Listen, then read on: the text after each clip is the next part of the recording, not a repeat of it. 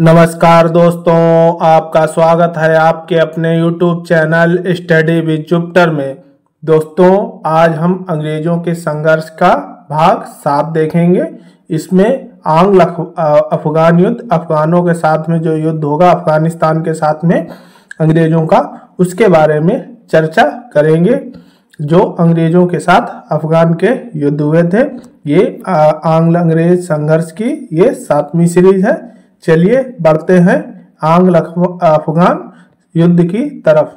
आंग्ल अफगान युद्ध अंग्रेजों और अफगानिस्तान के मध्य लड़े गए युद्ध आंग्ल अफगान युद्ध कहलाते हैं। इनकी संख्या कुल 3 है। कुल 3 युद्ध आंग्ल अफगान युद्ध हुए हैं। प्रथम आंग्ल अफगान युद्ध 1839 से 1842 ईस्वी तक। द्वितीय आंग्ल अफगान युद्ध 1878 से 1880 ईस्वी तक। हालांकि इसमें एक बाद में और लड़ाई होगी, उसके बारे में चर्चा आगे करेंगे। तृतीय आंग्ल अफगान युद्ध 1919 ईस्वी में। इन युद्धों को अलग अलग समय में अलग अलग कारणों से लड़ा गया था। इनकी चर्चा हम आगे चल के करेंगे। आप ये देख सकते हैं, ये अफगानिस्तान का क्षेत्र है। लगभग इसी के क्षेत्र में अंग्रेजों और अफगानिस्तान के मध्य में युद्ध लड़े गए।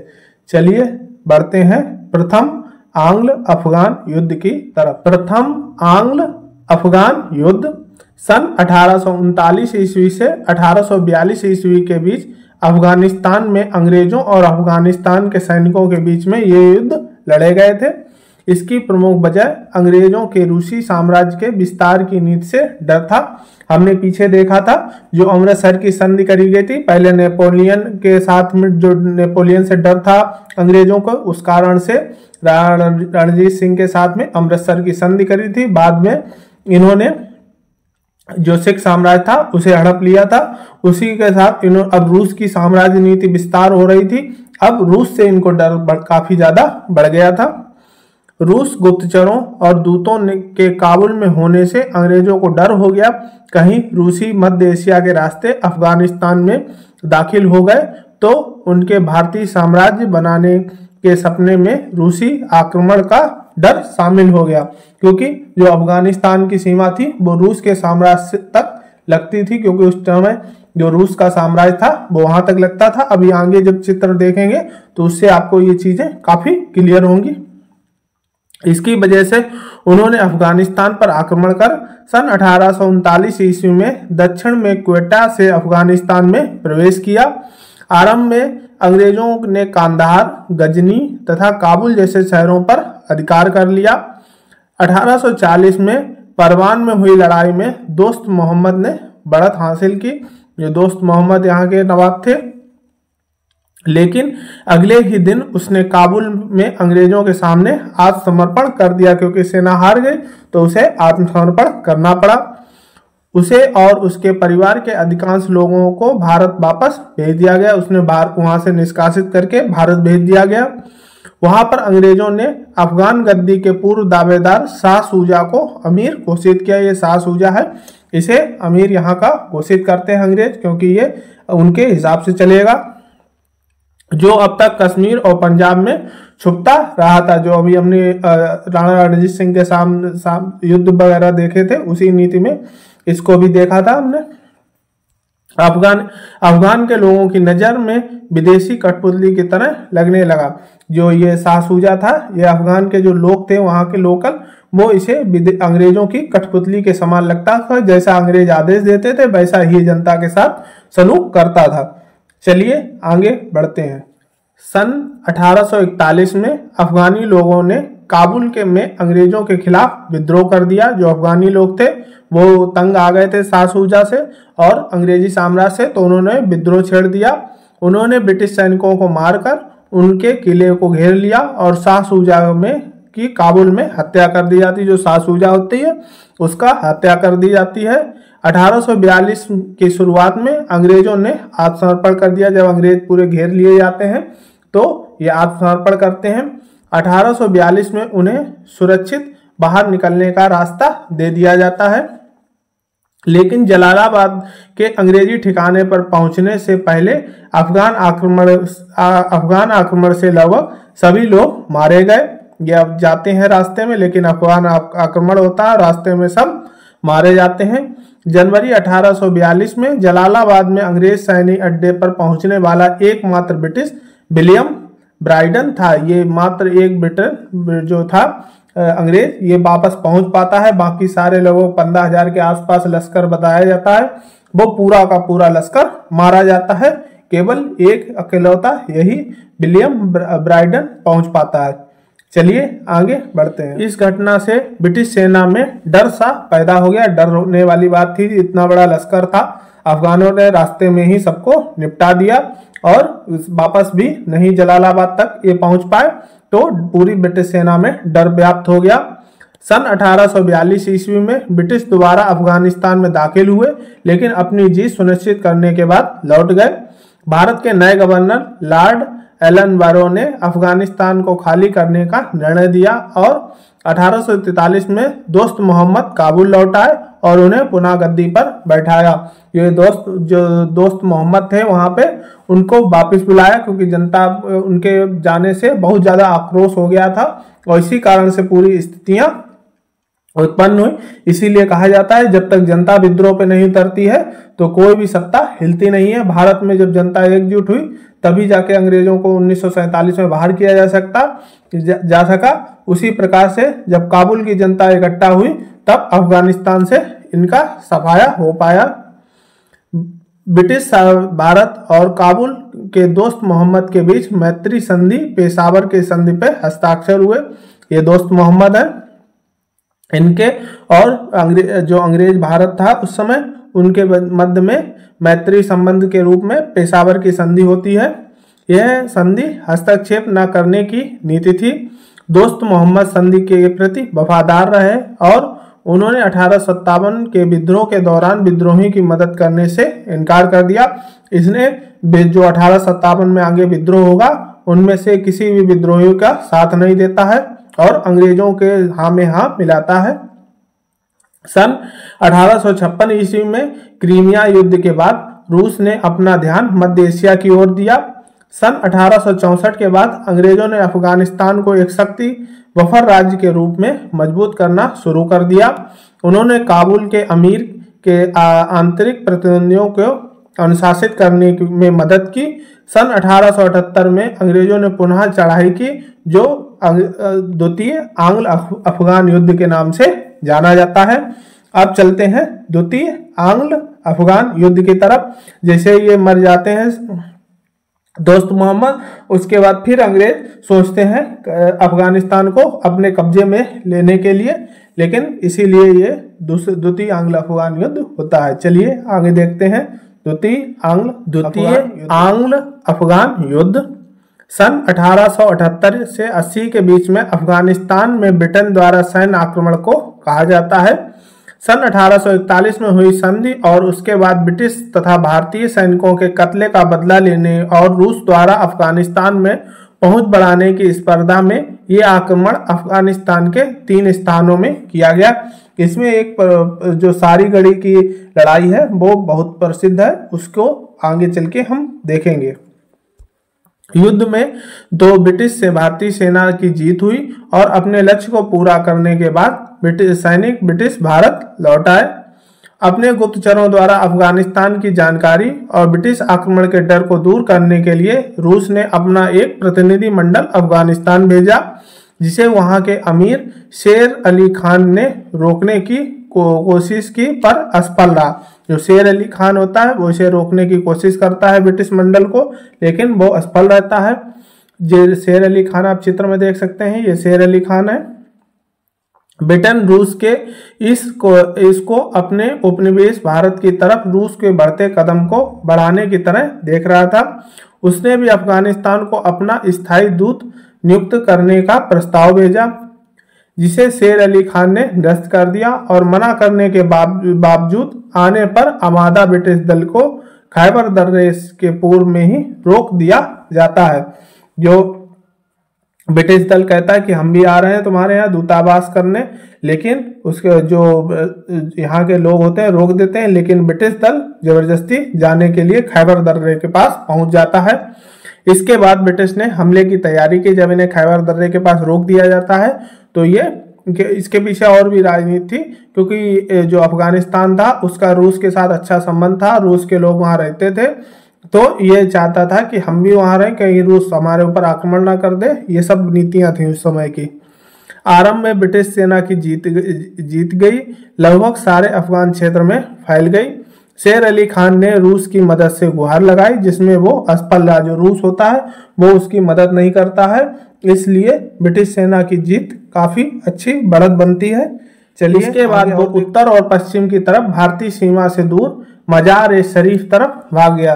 जो उत्तर पश्चिम की सीमा थी उधर तरफ से ये भाग जाता है और मजार-ए-शरीफ भाग गया, जहां उसकी मौत 1879 ईस्वी में हो जाती है।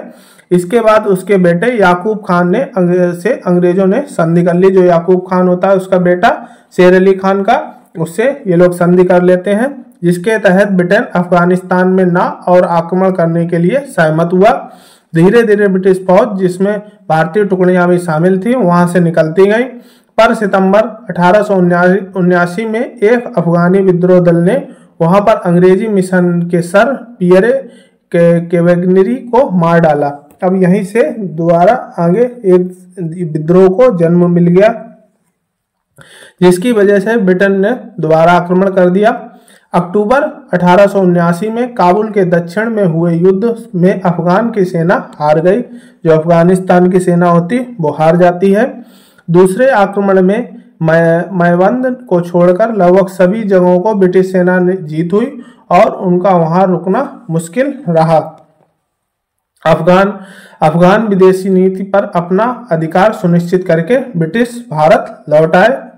सन 1880 ईस्वी में लॉर्ड रिपन, ये लार नहीं होगा, लॉर्ड रिपन होगा, गलती होगी, माफी कीजिएगा।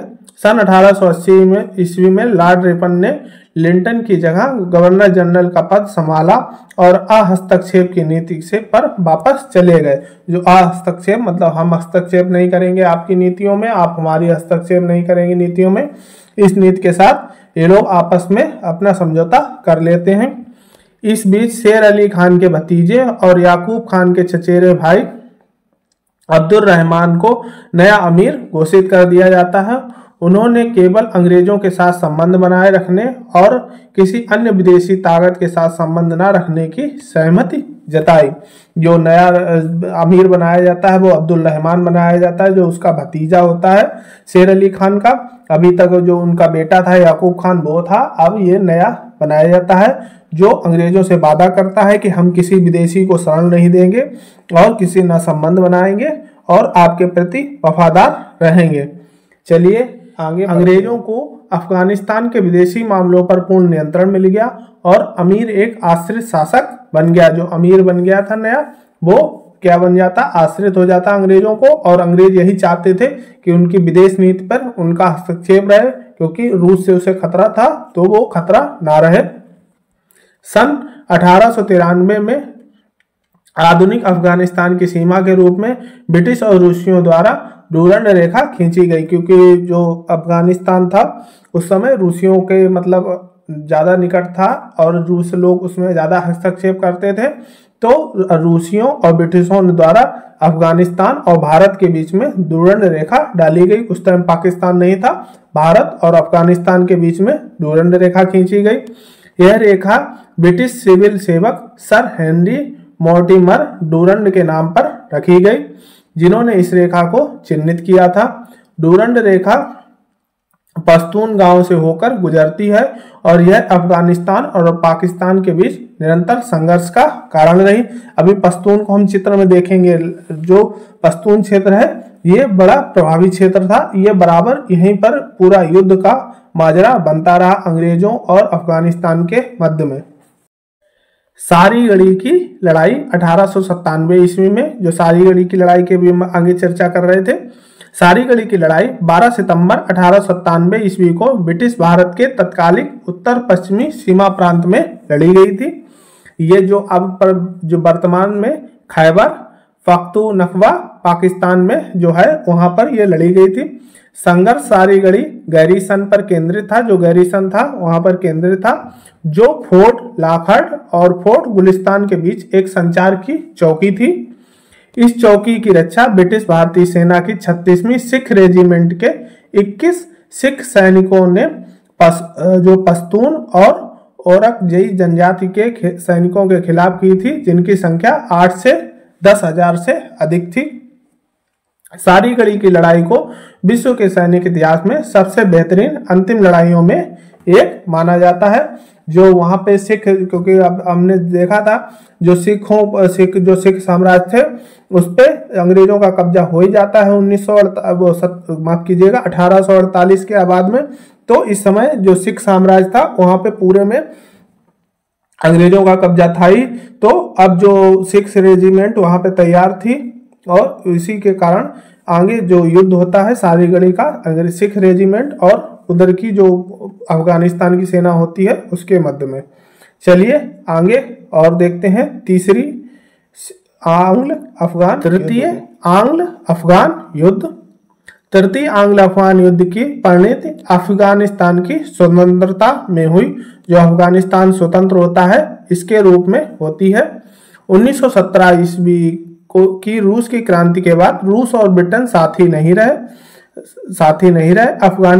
अफगानों ने ब्रिटिश सेना को अचानक हमला बोल दिया। जो अफगानिस्तान था वो ब्रिटिश सेना पर हमला बोल देता है, क्योंकि अब जो रूस और जो ब्रिटेन थे वो दोस्त नहीं रहे थे इस जो प्रथम विश्व युद्ध के बाद में। हालांकि ब्रिटिशों ने हवाई आक्रमण का सहारा लेकर राजा तक के महल पे बमबारी की। जो अफगानिस्तान के राजा होते हैं वहां पे भी बमबारी करते हैं।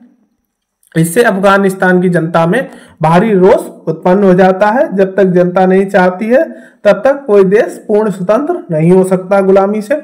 इसी कारण अफगानिस्तान की जनता एक होती है और आजादी के लिए खड़ी हो जाती है।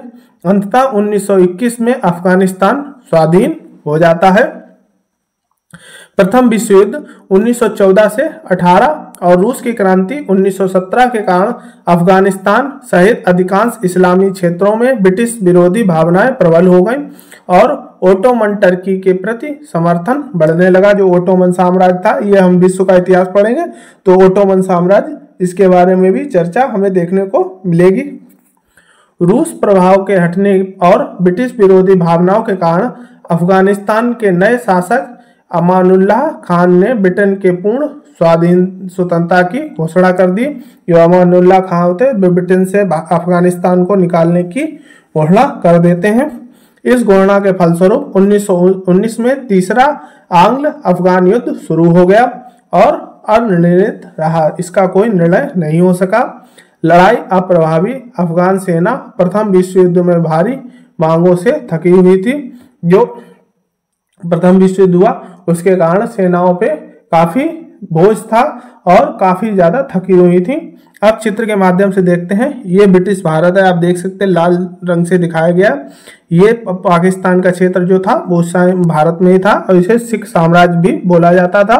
अफगानिस्तान का क्षेत्र ये देख सकते हैं और ये रहा रसिया का। इसीलिए ब्रिटिश डरते थे क्योंकि बहुत ही छोटी सीमा से ये यहाँ से भारत में घुस सकते थे इसलिए, और ये अफगानिस्तान बीच में पड़ता था तो यहाँ से भी रूस की सेना भारत में आ सकती थी।